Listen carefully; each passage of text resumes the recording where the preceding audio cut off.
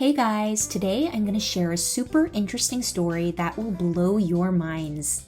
I notice how many people don't believe the Bible because they perceive the Bible as just a storybook of myths, but actually the Bible is not a storybook, it's not a myth, it's not a novel, it is a book that contains the truth. And in order for something to be the truth, it needs to be applicable regardless of time and space. The stories in the Bible are the truth, and therefore, the same should occur in my life and in your life and all of our lives. It's the truth that has accumulated for thousands of years throughout history and contains all the wisdom and answers to life. But it really upsets me that people don't even care to learn about the Bible because of the misunderstanding that the Bible is something boring or is just an old story that is irrelevant to our lives. And this is because people don't know how to read the Bible properly.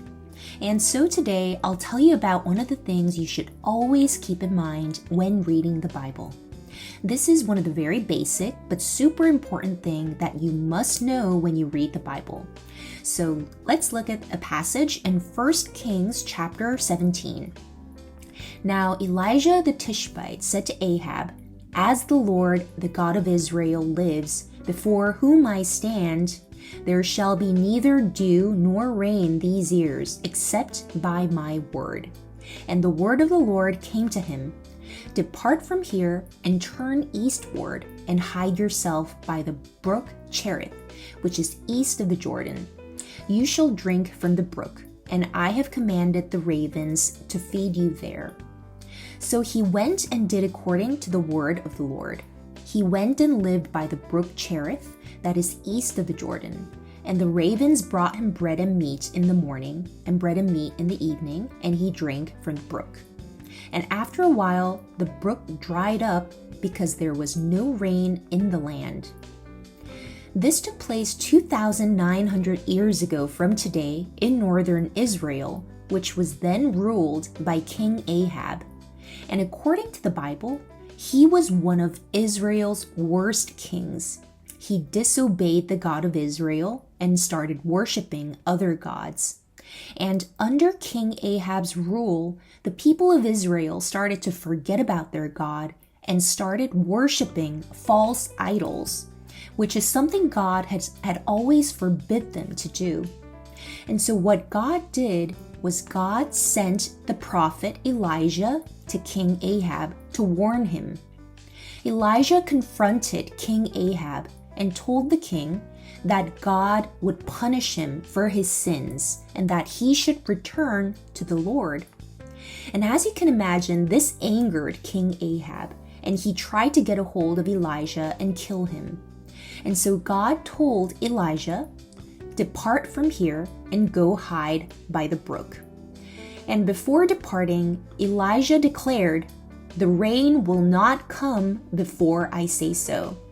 So if it really doesn't rain for a long time, people would have started to wonder, wow, maybe what Elijah said was true.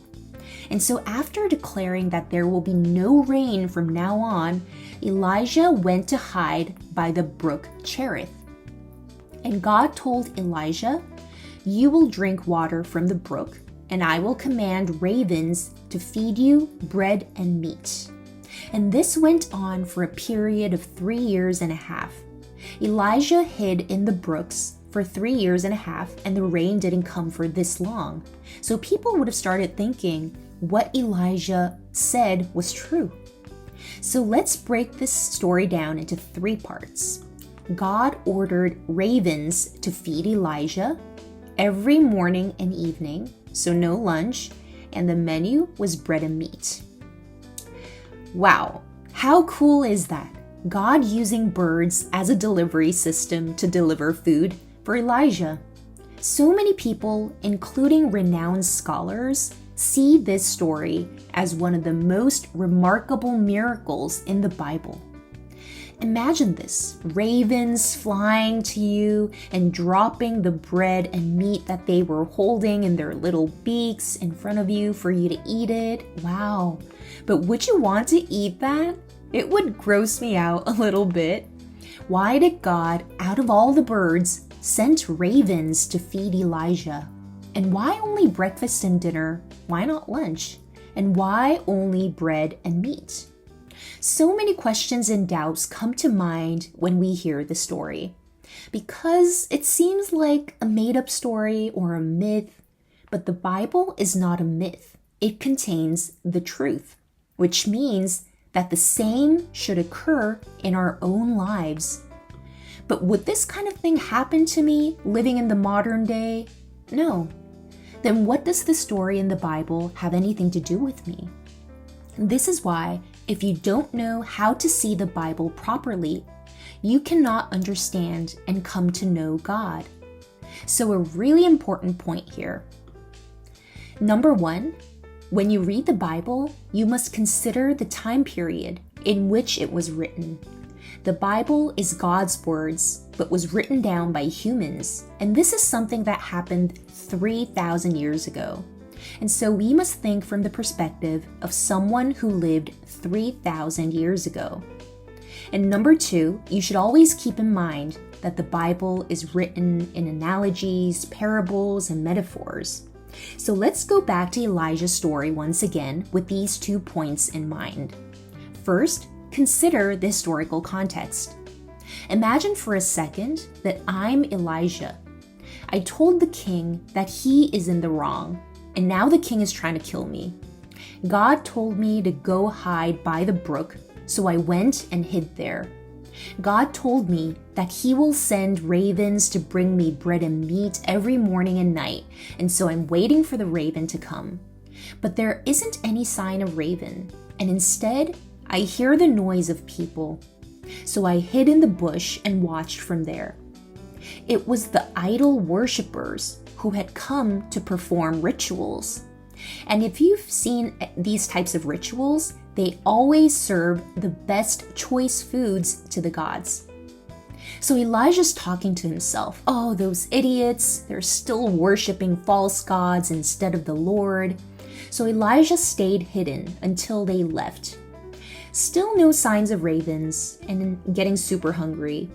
It became morning, and suddenly there's noise of people again. So Elijah hid and watched. It was the idol worshippers again, who performed the ritual, serving food to the gods and leaving.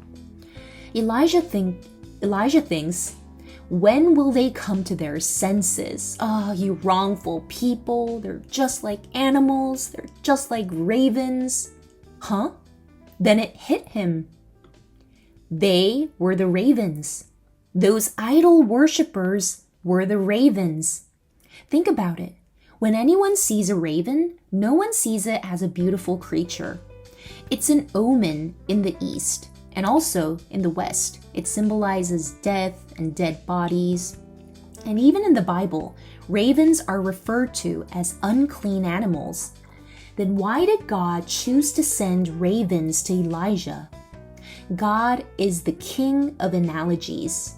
God has created all beings, and so he knows best about each living creature. And in the eyes of God, those idol worshippers were just like ravens.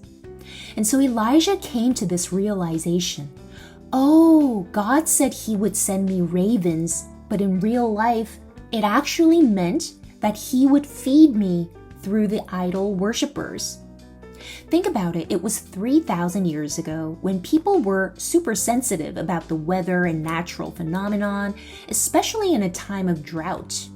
And so, if it was literally a flock of ravens flying every day to feed Elijah, everyone would have noticed it and Elijah would have been caught.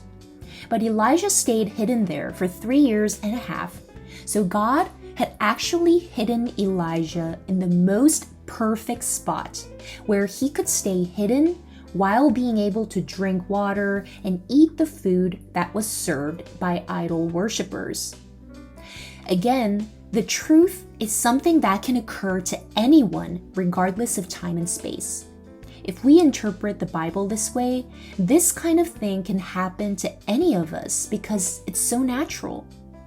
Say that if you're really hungry, but you cannot buy food. If you pray to God, God may inspire someone to buy you a nice meal.